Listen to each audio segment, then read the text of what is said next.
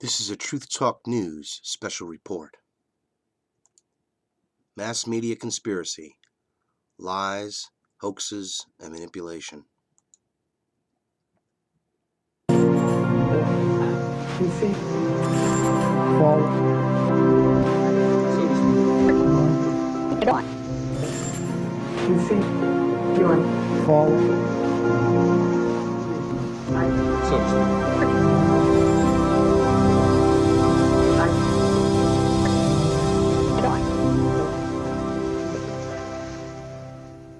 "1992 was a year of kings. There was the LAPD beating of Rodney King, videotaped from an apartment balcony, and the hovering coverage of TV cameras and helicopters the city as the public rebelled. It was nearly 25 years after the assassination of Dr. Martin Luther King, and Bill Clinton, a child of the 60s, was campaigning to become commander-in-chief, a king among the contenders. Hold on just a minute. Here's Larry King. Hello? Then there was Larry King, who was anointed as the father of talk show democracy because TV viewers could phone his program and ask the candidates questions on the air. The viewer calls to King's show was seen as a seed of a future TV democracy in which citizens could vote for a candidate or pending legislation by picking up a special remote control and voting yes or no. Taking viewer calls on Larry King's show is TV evangelist Pat Robertson, whose organization, the Christian Coalition, seeks working control of the Republican Party by 1996. I'd like to ask Mr. Robertson two quick questions. One, what he thought about the Bush quail commercials. Were they effective? Should they have had more family values on them? Also, how can you say you want a party of inclusion when you're so blatantly anti-gay? Behind the scenes and off the air, Robertson's media advisor tells Robertson how to turn around or spin the caller's question. You take the one sentence, turn it around, go into another issue. Remember, you're answering the questions. Okay. You can talk about anything you want to. Well, I am moved. I want a kinder and gentler nation. This Bush campaign phrase was written by spin doctor and speechwriter Peggy Noonan. Because America is so infused by media that we are all spinning in a way. We're embellishing our story. Embellishment is okay. There's What's not okay? Where does spin the begin? disingenuous part, the calculating, this isn't the whole truth part. If he tries to corner you on Buchanan, do the same thing, slide off it. Go back to the inclusion. You gotta expand the party, and you gotta bring everybody together. You can't worry about the problems of 1992. You gotta look ahead to 96. Focus on the future. So to speak.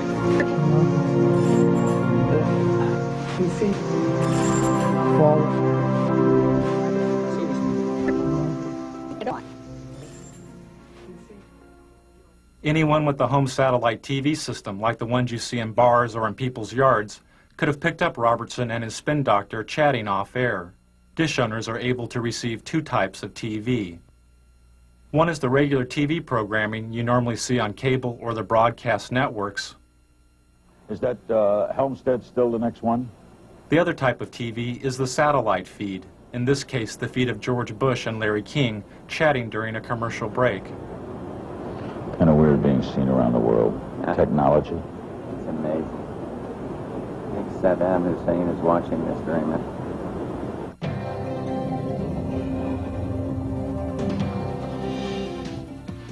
Satellite feeds are used by the networks to transmit images of news events from around the world. An event covered by the network is transmitted up into space to a satellite. The satellite receives and retransmits the image of the event back down to Earth to the network's headquarters, where the video image is edited and contextualized as television.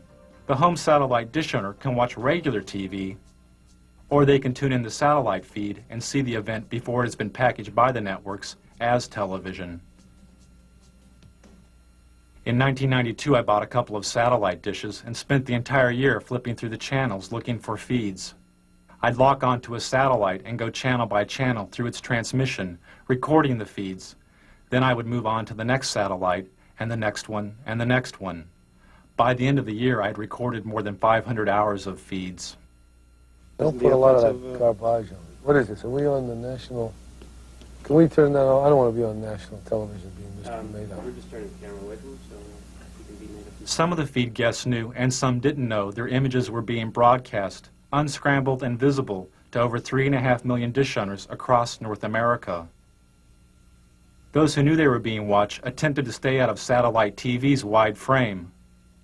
But after spending hours a day inside of a television studio, television had become their home.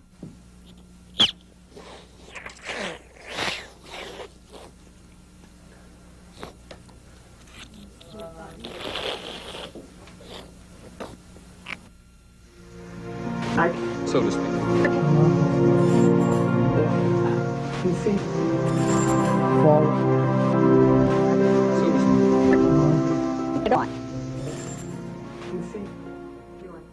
1991 and 92 had been years of political extremes for George Bush.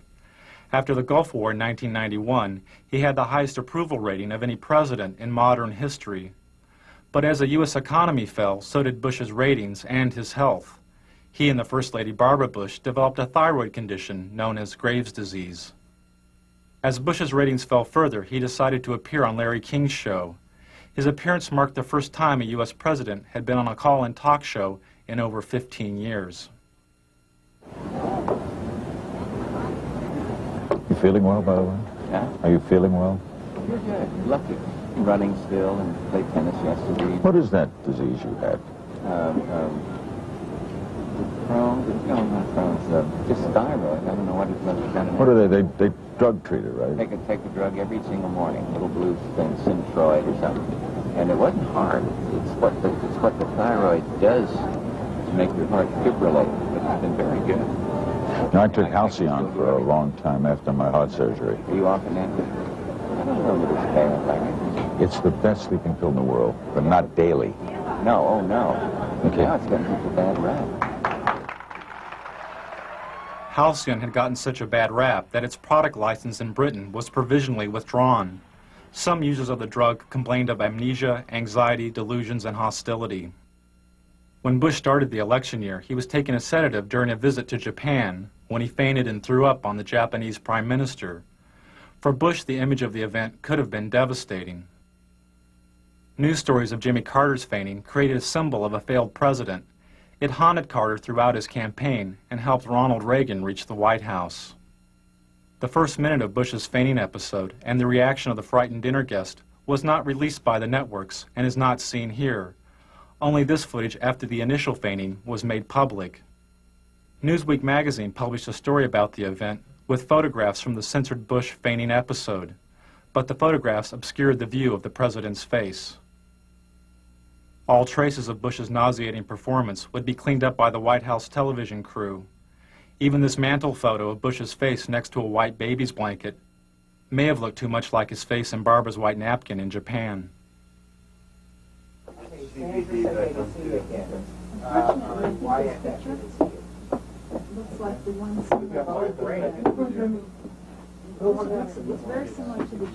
You want to take one of Anna? You got it.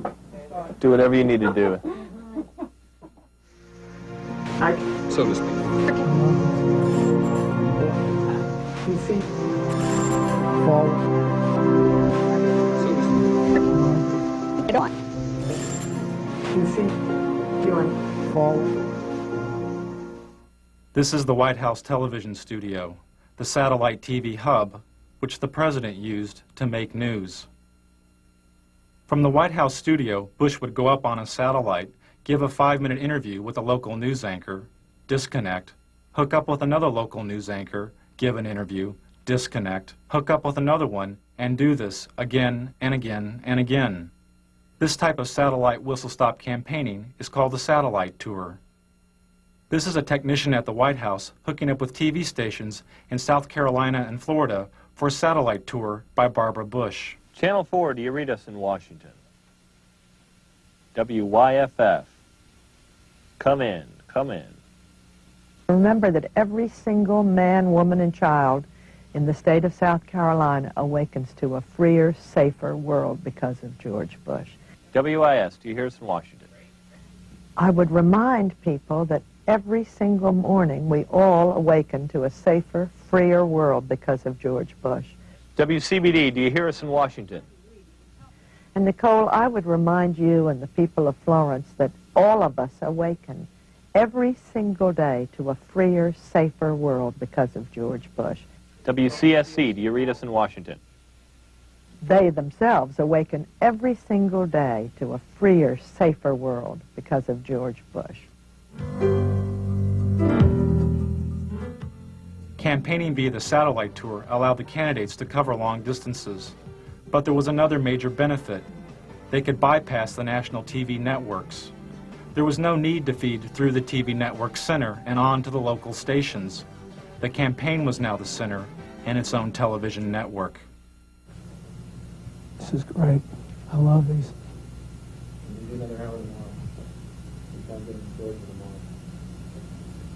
Can we do any more? We do some now. We did those two now. Gotta do some more in Florida and Texas. Have we done all of Colorado today? Yeah, we got one more done. Today.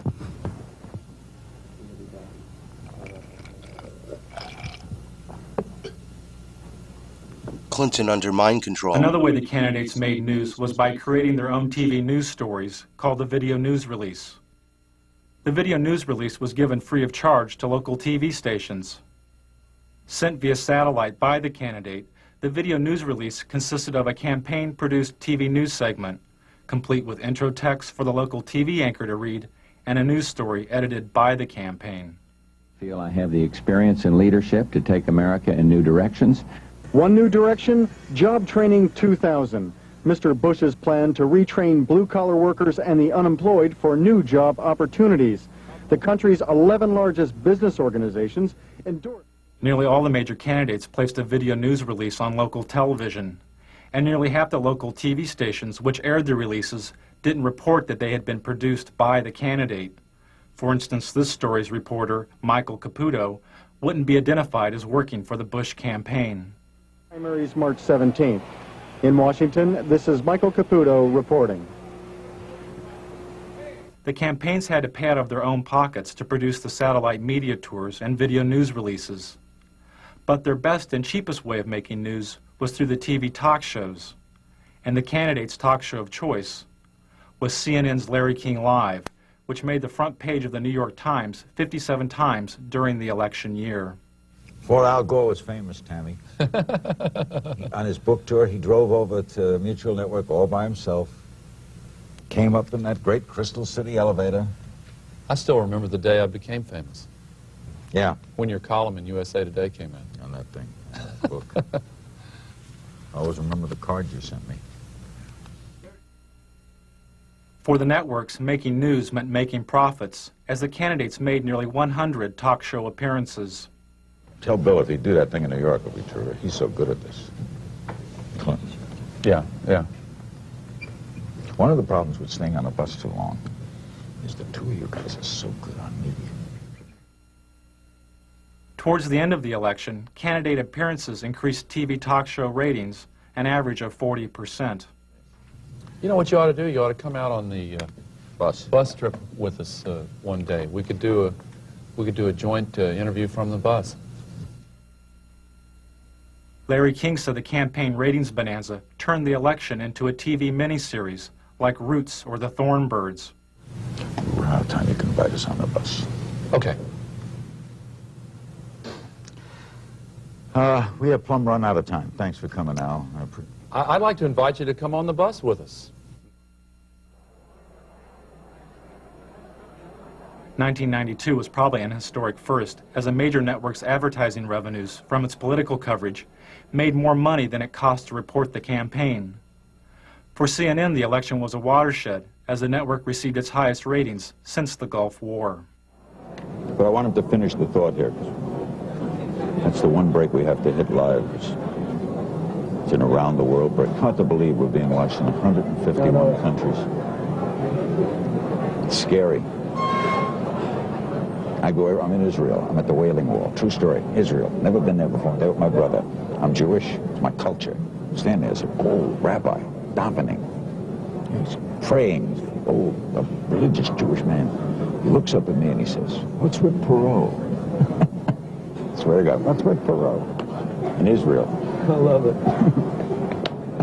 It's crazy. Ted Turner changed the world. I'm a big fan of yours. Is it? He would serve you a glass. I'm really surprised. He's ready. What's he got left in life to gain? After you're elected, think about it. No dope. That's for sure. Great guy to work for, too.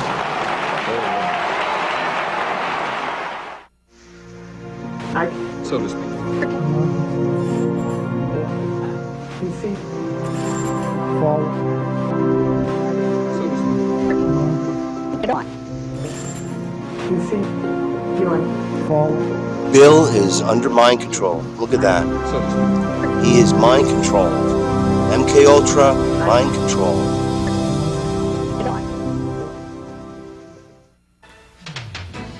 Amid continuing allegations of tabloid reports pointing to extramarital affairs, Arkansas Governor Bill Clinton is this noon campaigning across the South. Hello, Mike. Everybody in America who's had problems in their marriage, who either wound up divorced or who got back together, votes for me. I'm a shoo-in. Can you hear me? I figure if everybody in Maryland who's ever had trouble in their marriage and they're still together, or who's ever been divorced, votes for me, I'm a shoo-in. Hello? And What a liar. Every American couple This guy was a drug who's either trafficker. been divorced or had problems and stayed married, votes for me. For the I'm a CIA. shoo-in for re-election. I think the American people are smarter than the pundits. Before Clinton was shooed into office, he had to compete against a host of other Democratic candidates. The media focused on 4 of these candidates, but Larry Agron was a 5th candidate the press did not report on. There's no makeup here? Sound familiar? During the 1992 U.S. Conference of Mayors, the New York Times reported that, quote, dozens of mayors seem to agree on one thing. The single candidate who truly understands urban needs is Larry Agron, unquote. They promised to bring this stuff over. None of the networks mentioned Agron's presence at the convention.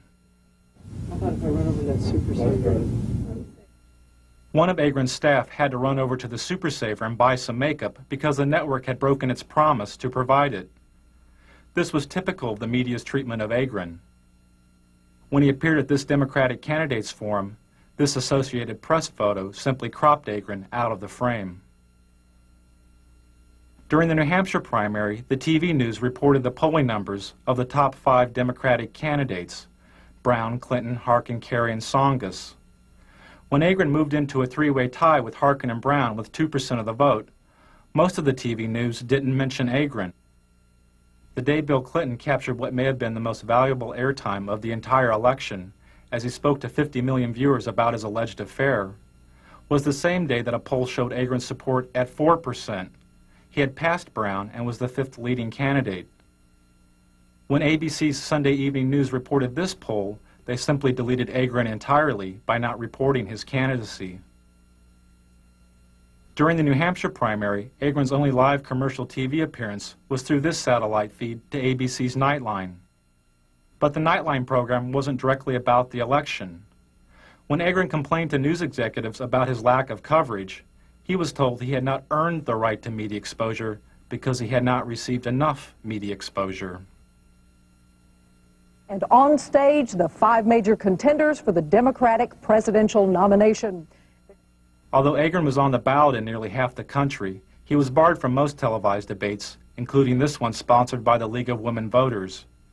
He couldn't meet one of the League's main criteria, which was, quote, recognition by the national media as a candidate meriting media attention, unquote.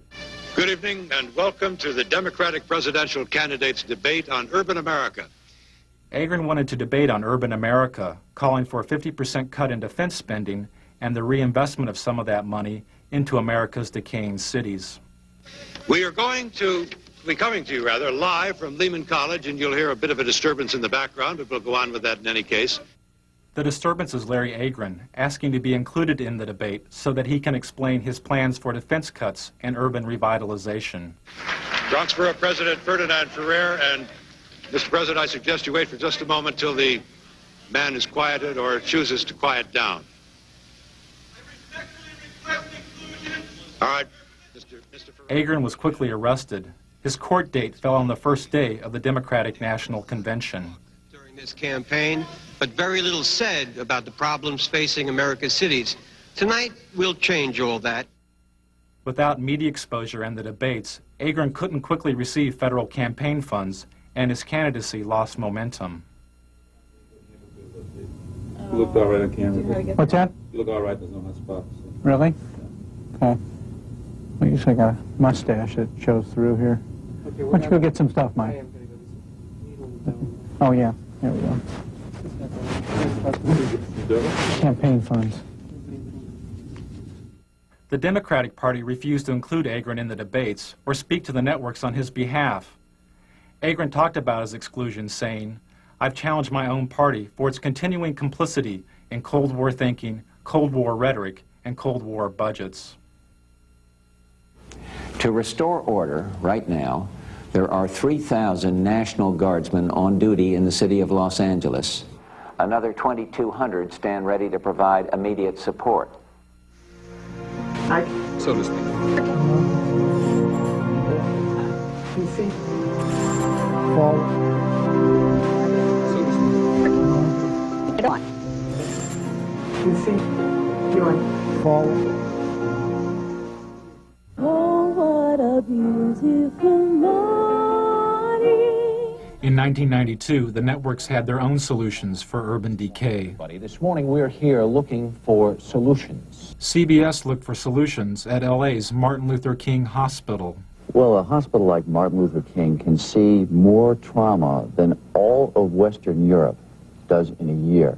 In fact, there's so much trauma there that the U.S. Army sends its combat surgeons there so they get a sense of what these very severe wounds were like. In fact, when I was in the Gulf War, a number of the senior combat surgeons had trained right here at Martin Luther King Hospital. Dr. Bob, thanks. Before he went on air, part of Dr. Bob's diagnosis was cut out because it was too obtuse. Yeah, so what's your impression? Because my impression is, places like South Central LA, around the country, look more and more like real third world countries, or third world countries without the hope. That is, they have no medical care, they have no real economy, and yet in a third world country, it's developing. There's some onward development, there's some vision for the future. Well, your impressions of the medical care are you talking about? I think that gets too obtuse. How about if I were to ask about the level of the trauma care here has always been considered superior, has it not, to other parts of the country? Cut. Yeah, 30 seconds. Yeah, it's the best, Why don't I gunshot. say something like that? Okay. As the conditions of the cities became obtuse to the networks, they turned to the suburbs to render a verdict on the campaign. And later, Eye on the Campaign, you will see and hear some of the suburban voters who may very well decide this election.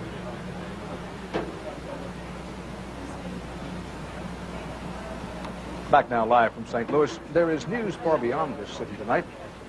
In, what is this, in Hawaii? In Haiti. Oh, well, they all look alike. In Haiti, a huge explosion leveled a three-story building in downtown Port-au-Prince. At least 15 Haitians were killed. Take a look at the roads leading into and out of Los Angeles. Lately, you see more taillights than headlights. A lot of people leaving this town for good. Where are they going? Anywhere else. Why?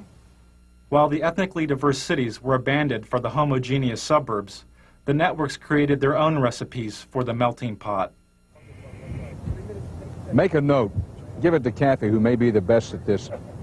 Since we're going to wish people a happy Rosh Hashanah, which is my idea and a good idea, just don't forget to check when Ramadan is. We have to wish all of our Muslim friends happy Ramadan. And then behind that, when you get to the Buddhist New Year, the year of the rat or the year of the monkey, whatever it is, we have to... Got to be politically correct here, pal. After 4 Los Angeles police officers were found not guilty of assaulting Rodney King, the TV news moved away from the residents of L.A. and into the sky with 13 television-equipped helicopters. No justice, no peace. No justice, no peace. I'm sorry, we're still hung up in our court here. They're just marching up and down the streets, and they formed a big bulkhead here at the end of at the corner. The distant coverage in the sky was emulated on the ground by the scarce street reporters who tried to glide by without speaking to the protesters of the verdict. With the chants, no justice, no peace is what they're chanting. You can hear them now. We can still going here. Well, let's go. No justice, no justice, no peace. No justice, no peace. We ain't got nothing to say. Change, people. There should never have been a change of venue. No justice. There should never have been a change of venue. And as a result, this is what you have. This is what you have. There's not Crips down here. There's no Bloods down here. There's just concerned citizens down here that don't like the way the system is done. This is what we're talking about. Could you tell me, sir, could you tell me? Could you tell me? The police are closing in. They're trying to surround us. Okay, they're off. No justice. You did that, they cut us. Huh? They cut us when you did that. No justice, no peace. The voiceless scenes from South Central L.A., where nearly 50% of the children live in poverty, was contextualized by the $600,000 a year TV news anchors. As the looting goes on in a senseless fashion, people arguing for sanity on the one hand, simultaneous looting in a random fashion for things that people can't even use. 25 years ago, the media's coverage of the riots in the Watts area of Los Angeles was called racially divisive by the federally empowered Kerner Commission. The commission was formed in order to find the root causes of the urban violence of the late 1960s. It found that one cause was the massive economic collapse and poverty of the cities. The other was the media. The Kerner Commission found the media guilty of failing to communicate to all ethnic groups the complex and fundamental problems of race relations. This LA news anchor made these comments moments before reporting the verdict in the second LAPD beating trial of Rodney King. Okay, I'm standing by, ladies and gentlemen. We don't have shit to say. We don't have anything to do, but by God, the management of this company deems it necessary that I come on the air in the morning and shock the shit out of all of you. In just half an hour from now, the jury in the federal Rodney King beating trial will be back in session. The Kerner Commission said media's failure to communicate was caused in part by the media's shockingly backward hiring practices. Hardly any people of color worked as TV news directors, the people who set policy and make decisions. Television responded to the criticism by hiring cameramen, clerks, and makeup artists that were African American, Latino, and Asian American. For each of these ethnic groups, the number of TV news directors is a few percentage points above zero since the Kerner Commission's verdict 25 years ago. You announce that they get rid of their gate tomorrow and they'll stop tomorrow. You announce that. As the networks covered over the voices from L.A., the candidates told the story of their own. I felt anger. I felt pain. I thought, how can I explain this to my grandchildren? His was very effective. Yeah. What? Bush's story was great. No, and also when he talked about talking with Barbara and the kids about How to explain this to my grandchildren was great. And given the fact that this is a presidential election year, it's also a challenge to the man who would challenge the president for the country's leadership. But if you can really tell one good story about you.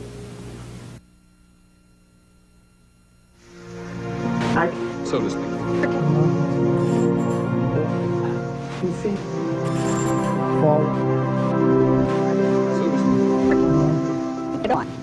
Of course, everyone knows the old rhyme. In 1492, Columbus sailed the ocean blue. We know his voyage took him to the New World, and his arrival changed the world forever. But beyond that, much about Columbus remains the subject of some dispute.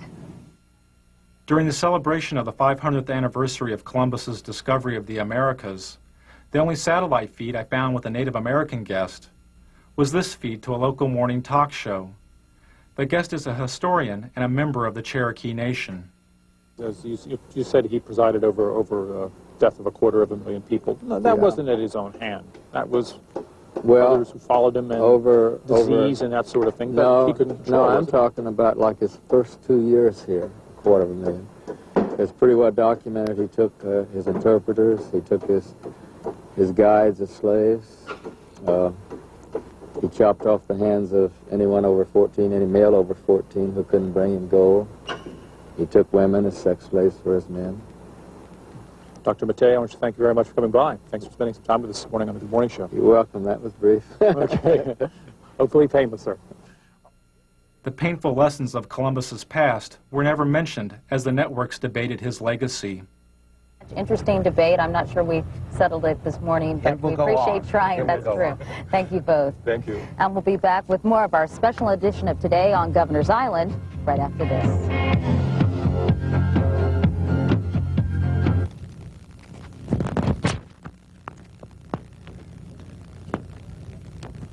What did he say that made any sense? Anything? They just, think that he ruined the paradise and had no respect for nature and treated the Indians like dog do and... What the hell is he doing? 1 minute. Okay. So to speak. You see? Forward. So to speak. You see? Doing Forward. I think I'm pregnant. The woman on the screen is Murphy Brown, a fictional TV sitcom character. Doesn't help matters when primetime TV has Murphy Brown. He is talking about you. Epitomizes today's intelligent, highly paid... Vice President Dan Quayle blamed the LA riots on its citizens' lack of family values, instilled in part by the Murphy Brown TV character. He said it was not economic poverty, but rather a poverty of values promoted by the Brown character, which caused the burning of LA. Highly paid professional woman, mocking the importance of fathers by bearing a child alone and calling it just another lifestyle choice. Politicizing sexuality was not new to Washington. I'm an executive producer. I'll just executive produce this baby. Sexual politics helped Ronald Reagan reach the White House and gave birth to the new religious right.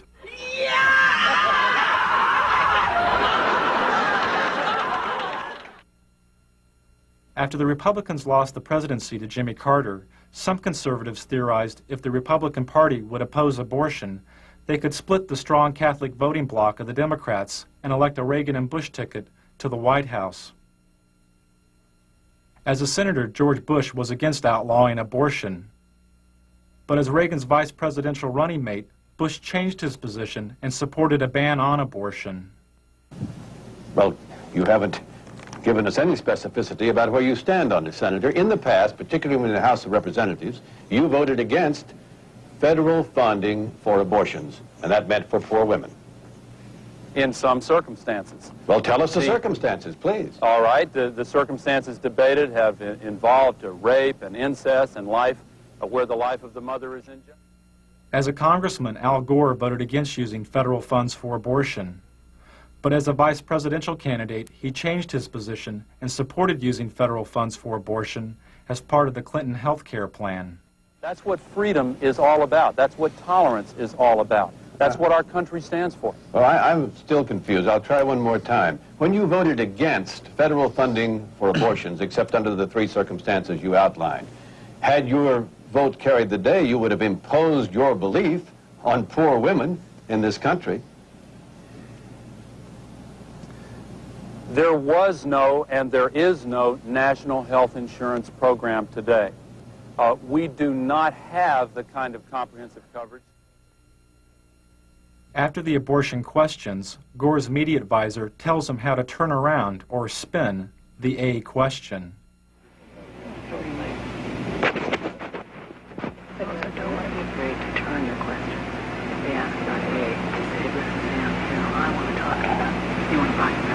I want to talk today about, and they direct you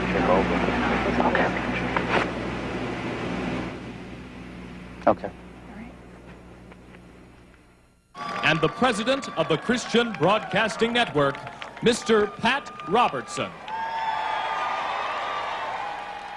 The 1992 Republican National Platform called for a complete ban on abortion. Nearly 30% of the platform committee was controlled by the Christian Coalition and its president, Pat Robertson. The goal of Robertson's Christian Coalition is to gain working control of the Republican Party by 1996. I have 2 television networks. I have 3 radio news networks. I'm starting Standard News. I have 50 reporters right now working for me that are very fine. Robertson's reporters work for his Christian Broadcasting Network, or CBN. Through the 700 Club, CBN News reports reach over 43 million homes in the U.S. Operation Rescue has targeted 5 abortion clinics in Buffalo for a minimum of 2 weeks of activities aimed at shutting the facilities down. In 1992, Operation Rescue was a top news story for CBN. A battle both sides vow to win. Andrea Francis, CBN News.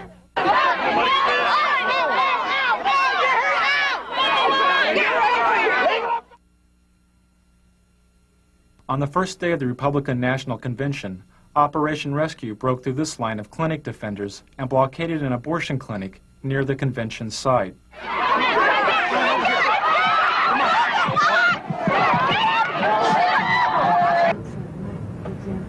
That same day, Robertson had this discussion with a CBN staff person. I have sent word to keep that Operation Rescue. I don't want one word on this program this week about Operation Rescue. Well, we're not.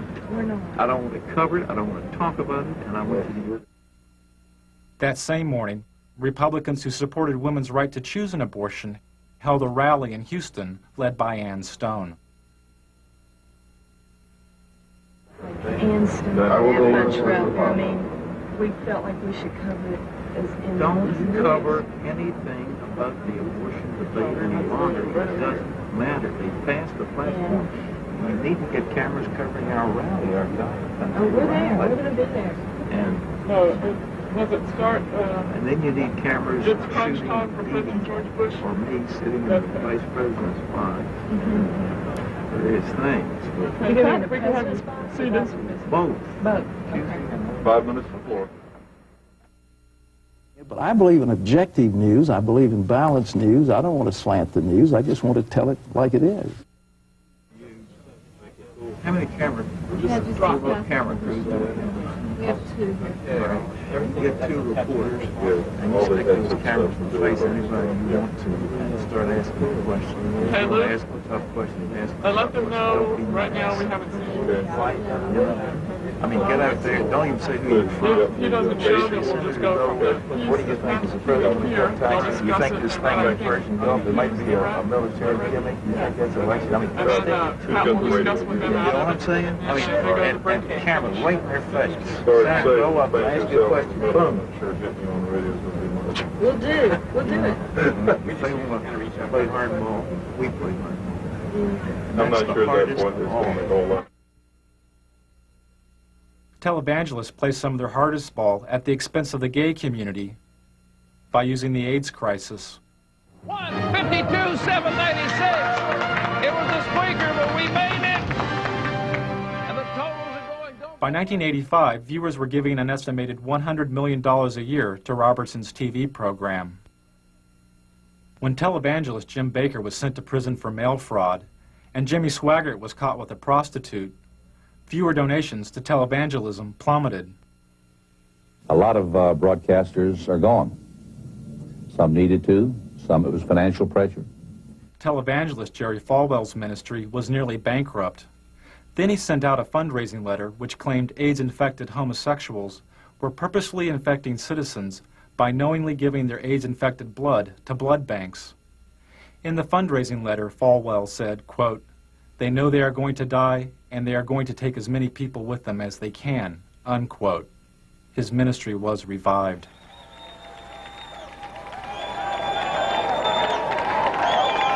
"75 years ago, a plague descended upon the world and covered the nations of Eastern Europe like a dark cloud. But ladies and gentlemen, A more benign but equally insidious plague has fastened itself upon the families of America. At the Republican National Convention, Robertson characterized communism and government bureaucracies as plagues, a thinly veiled reference to the AIDS crisis. Robertson supports the theory that gays have conspired with other supposedly subversive agents in order to undermine the nation. Ladies and gentlemen, the carrier of this plague is the Democrat Party. That Republican convention was one of the most hateful things. I'm a Republican, but I'll tell you what, Pat Robertson personally was one of the reasons why I voted against George Bush. Okay, now, Pat, he's saying you would not let a pro-choice person chair your party, or you would try to stop it. He just contradicted what I just said. I'm sitting here in this chair telling you something different, and he said I won't do. How does he know what I'll do? I think if he obviously didn't hear my speech at the convention, because it closed with a beautiful story of a lovely lady holding a little starving child in her arm, and it was a call for a better world and one nation under God. I can't see how anybody said that was hateful. I don't know where he's coming from, but there's something there that is not just on the surface, I think, because I didn't say the things he said I did. We'll be right back with Pat Robertson and Lynn Martin and more of your phone calls on Larry King Live, then Tina Sinatra. Don't go away.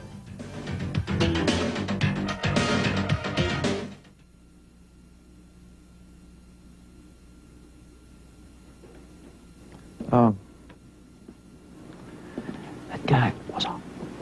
Yeah, sure alive. Eating the gravel. Something like that. You take the one sentence, turn it around, go to the issue. Remember, you're answering the questions. Okay. You can talk about anything you want to. Yeah. What's that? Did you get a good question? No.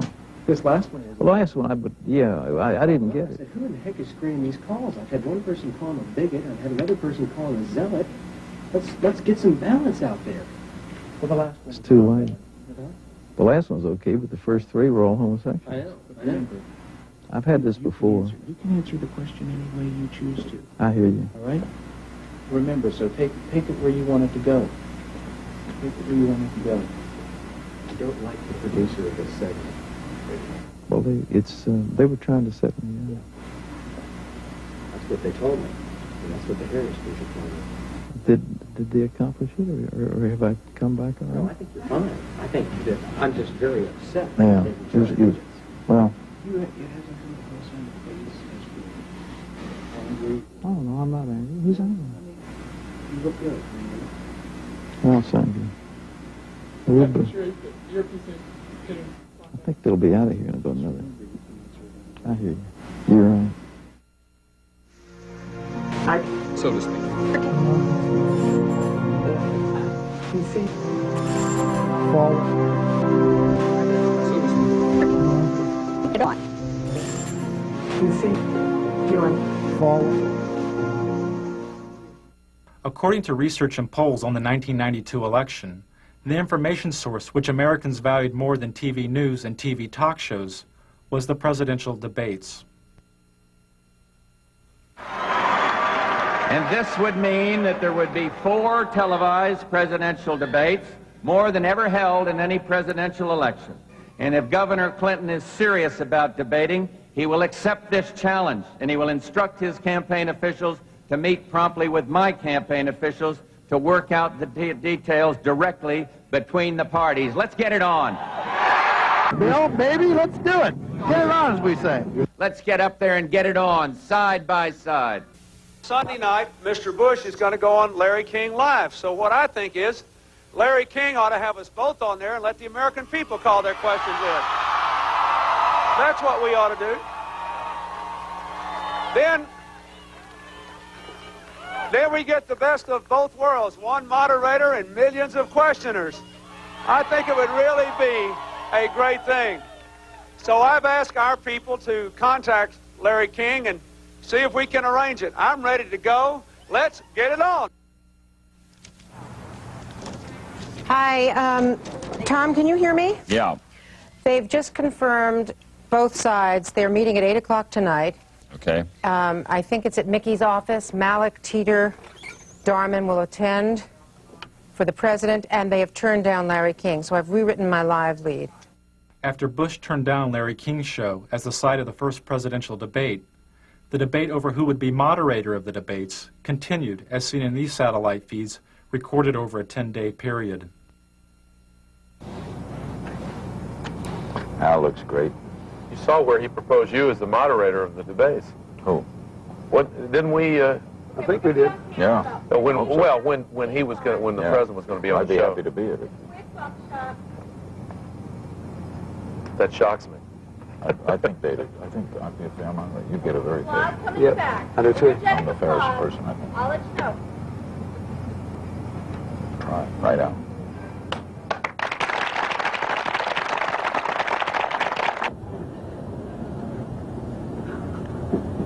You're doing great.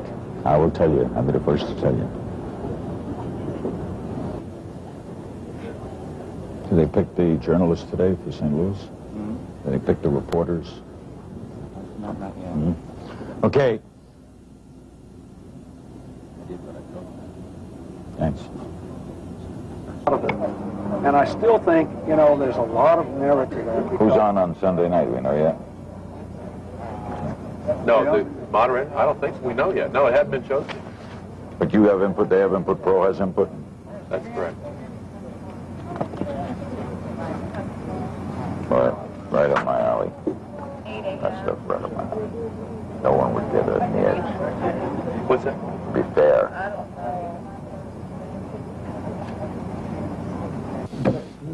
You'll sit best in the debates. Because you don't come with any baggage. You could elevate it. Every time they talk about something silly, you say, what are we wasting time? To me, you sit very effective. You could have a great effect on this. Just let's go get it on. Get it on, so to speak.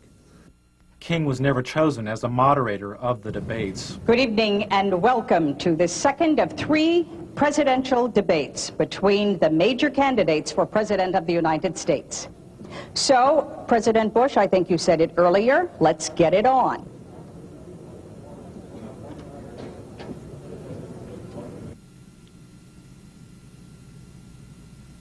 Good morning. The latest presidential polls show President Bush is closing in on Bill Clinton in the final week before the election. One poll shows the two candidates are almost even. A CNN USA Today poll shows Clinton and Bush virtually deadlocked. 4 days before the election, George Bush made his final appearance as president on Larry King's show. What a night, what a finish. What a year for me. Huh? A year for me has been unbelievable. Changed the world. It's different. CNN poll today. Mm-hmm.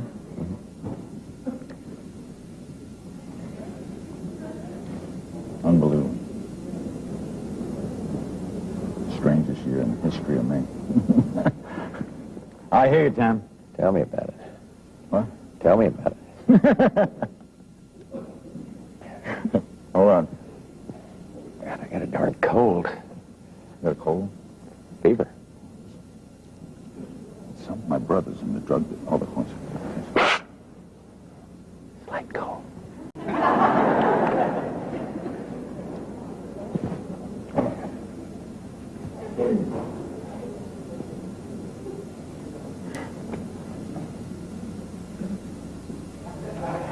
Thanks, Patrick. Right ahead, a historic evening. 90-minute special, Larry King Live, with the President of the United States and your phone calls. It's next from Racine, Wisconsin.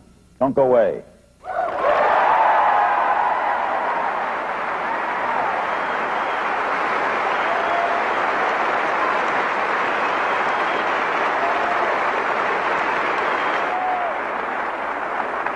My brother's in the pharmaceutical business. He says there's a new pill coming from Israel, better than housing. For sleeping or beef is just great.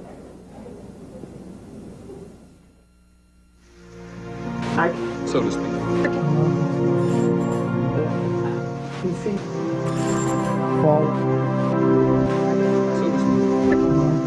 Get on. Forward.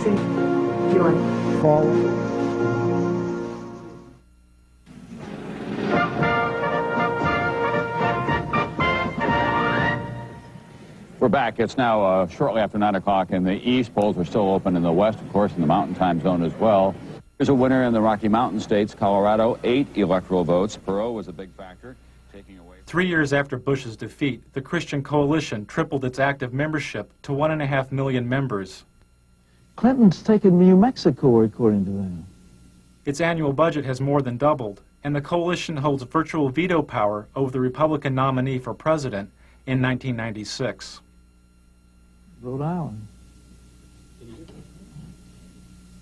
Delaware. Mr. Roberts, would you like to reorganize the Republican Party around the Christian tenets that you hold so dear? I would like to see a winning coalition like Ronald Reagan had. I think we've got to get economic conservatives together with social conservatives and some who are foreign policy advocates of the foreign policy initiatives that we've seen very successfully over the last 10 or 12 years, and to put together that coalition. And I think that the last thing we need is recrimination and finger pointing and that sort of thing. It's good. The Republican Party will probably have a splendid opportunity if we have some economic collapse in the next 2 or 3 years to come back strong in 96. Pat Robertson, thank you very much. Thanks. Frank Gumble? Tom, that's the closest we've seen to the start of what might be a round of finger pointing. How much of it do you think we are going to see? Well, I think that the Pat Robertson movement, and he's not the only one who's involved in it, is very important and to some Republicans a little terrifying right now because they're very well organized. He says we're very important and very well organized in county by county. Yes, the new religious right. They'll organize out of sight of the conventional machinery and then go out and win.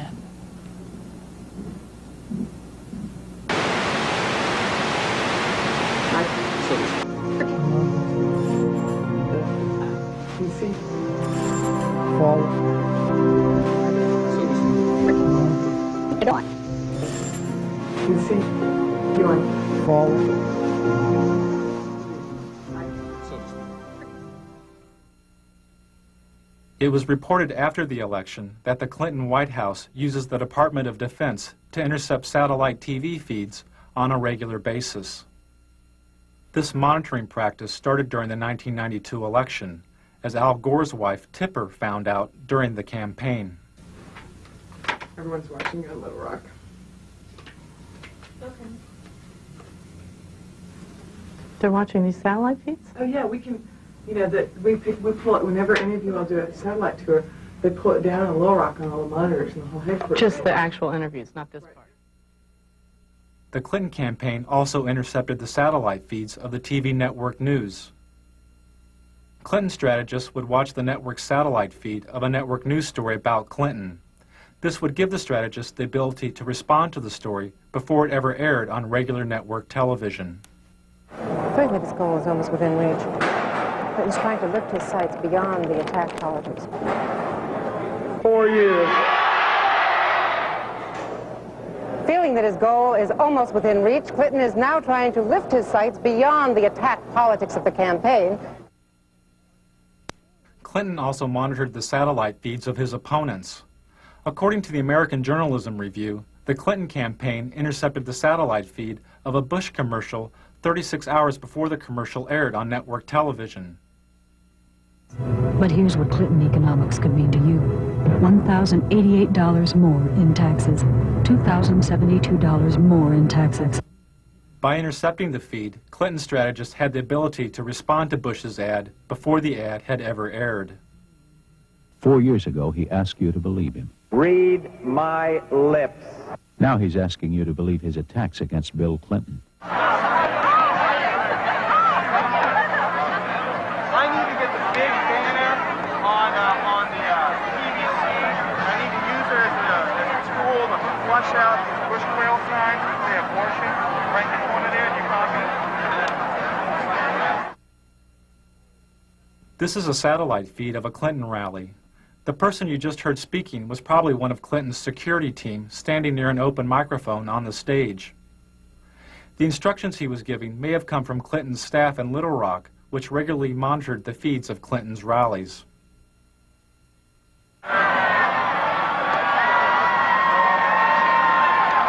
point. I know. We're going to get somebody who ripped that Dodger sign in half and fix a football sign. Somebody's going to go up. Go bar to there. They copy. They're going to get a misplate to do it.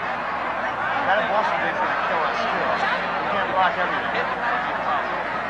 Little Rock would watch the satellite feed of the Clinton camera slowly panning the audience like a surveillance camera. If they saw a protester at the public event, Little Rock could call the rally site to alert security. But whenever we do a live satellite feed of like a big rally or something, there was a really very interesting instance. The Buffalo rally, there were some protesters. And Little Rock saw it where the advance people couldn't because they were backstage. So the desk, Dwight and those guys called the advance people on the phone and said, no, walk 10 feet to the left. There's a sign in the camera shot there. Edge that guy over. I mean, so it's like Little Rock directed Buffalo and watched it dismantle on television. They watched the dismantling of a problem. Right. And they, you know, where the advance person is in a sea of 2,000 people, right. Little Rock was able to say, move to, I can see you on TV. Now go 2 people over to your left. It was really very fascinating. High tech. Yeah, that's good. So that's why when they said there were shadows on your face, that was Little Rock calling, saying shadows on your face. Oh. See, everybody watches.